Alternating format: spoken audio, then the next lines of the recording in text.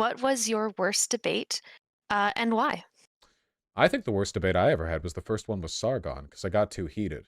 Righteous anger is a really difficult emotion to balance, especially I think in online discussions. You know, people are often willing to be more charitable towards anger as a kind of general state of being when it comes to some types of in real life debates or some kinds of political advocacy because it might go along with your aesthetic, right? Like people love Bernie coming across as kind of like a cranky old guy, whereas being cranky, like if I was just grumpy in an interview or a debate, it would come across, I think, quite negatively. But in that initial conversation, I got up in my head, there were like so many things that he'd done that were wrong or stupid, and I thought I was there to bring him to account for all of them. Classic mistake. And chat baits you into this too, because chat's like, oh, you know, make sure to bring up this or that. But like, it's Yeah. Sargon. Man had said 1,000 dumb things. You can't get to all of them. And in fact, if you go there and you're like, you know, jonesing to go after all these things, all you're going to do is come across as kind of like an unhinged lunatic with a chip on his shoulder to his audience. And that's a bad way to do a debate. You have to come across as kind of disengaged, to the extent that like, oh, you know, you're not here to be angry at him. You just have some questions. And then you try to pull him apart, you know. Just asking questions. Right. How did you form your like form of political analysis, and how did you get so good at communicating that? Well, I think the fact that I'm a debate guy helps me out in this respect because I know that if I ever mention anything on stream, I'm kind of obligated to defend that position, you know, potentially to people who are quite, you know, quite aggressively opposed to it. I really think that a lot of it is just kind of working back from first principles. You know, it's a matter of understanding what the basic things you're trying to maximize and improve are. And if you can run that through and kind of reconstruct why you arrived at your initial intuitive appreciation for something, I think it's a lot easier to do it more in the future. You work that through in cycles. It's like you ask yourself, well, why do I think this thing is bad? Or why do I think this thing is good? And it's always like, well, normative position, normative position, normative position. But eventually you get to something axiomatic. And once you have that, you realize that you can defend almost any argument. And past that point, being able to articulate why you feel the way you do is just a matter of you know, charisma, and that's just a matter of practice. So I'd say really it does boil down to having done it a lot. But I think that what I do could be done perfectly well by a great many people if they got the chance to practice.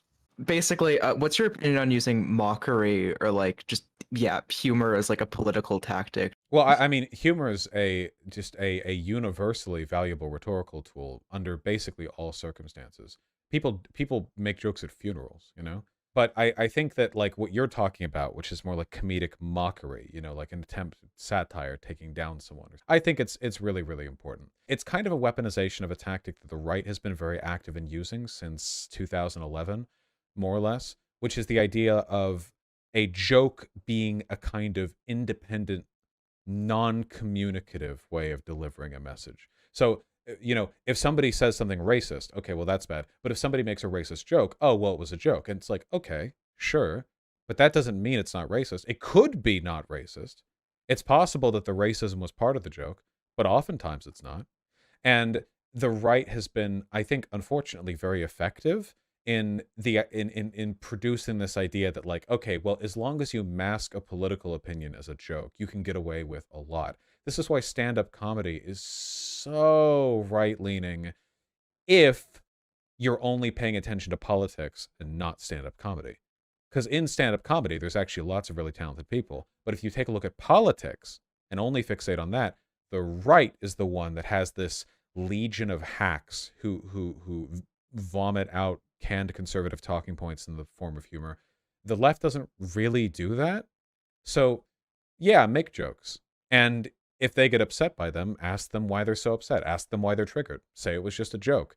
You're acting in bad faith there to an extent, but these are questions they can't really answer without undermining their own ideology, so they probably won't. And you can just keep going on like that, I think, in many cases. And they get quite frustrated, which is good because the more frustrated they are, the more likely they are to make a mistake. And if they make a big mistake, that could be something to jump on in a debate or any social setting. How has the rhetorical approach changed in the past year, and in particular around trans and LGBTQ issues? Well, obviously, we've gone from me saying, you know, like this will, you know, this will lead to a genocide, to them saying this will lead to a genocide. So I feel like they're doing some of the analysis work for me, saving me some time and effort. I think that like rhetorically, it really sucks because, these issues have a strong empirical basis, but the more time goes on, the less I think any of this can be resolved with a like matter-of-fact sit down on how they're empirically incorrect. I think that this gets, with time, more emotional. I think it gets more heated. I think that it gets more emphatic and more hyperbolic. And I think that's the game that we have to play because, like, man, history is littered with examples of liberals smugly quoting facts at fascists who are like pulling the gas chamber knobs to the right, Oh God, you're right. There's limits to the value of that. You can convince some people, but you need to respond in kind. And like right now, DeSantis is turning Florida into like a personal, like a totalitarian state. Trump is doing speeches on the elimination of transgender people. Michael Knowles is saying just the same.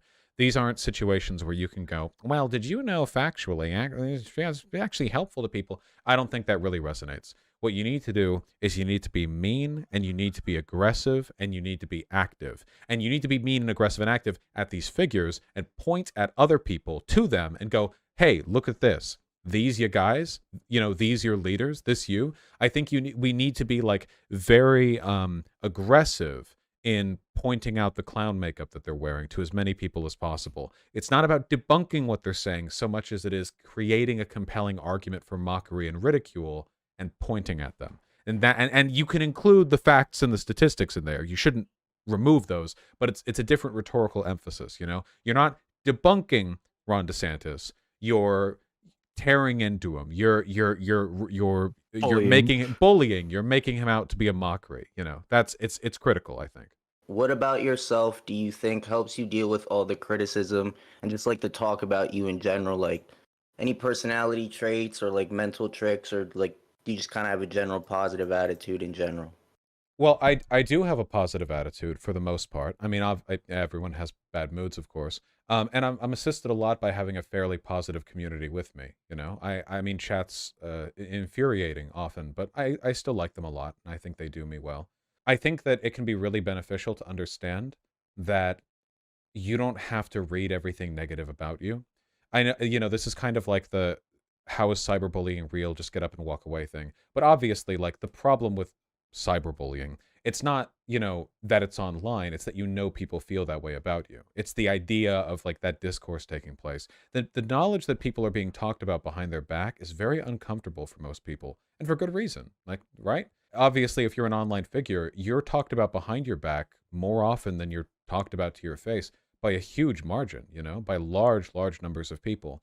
And you don't have to tell yourself that their opinions don't matter. They do. They're real. But I think it's important to understand that to an extent, what you are is not what other people have constructed of you in their minds. And you should always work to better who you are. And you should understand that, there are many people who have done great things despite having a publicly, despite having gotten a lot of negative flack. Think, for example, of being a black man in America.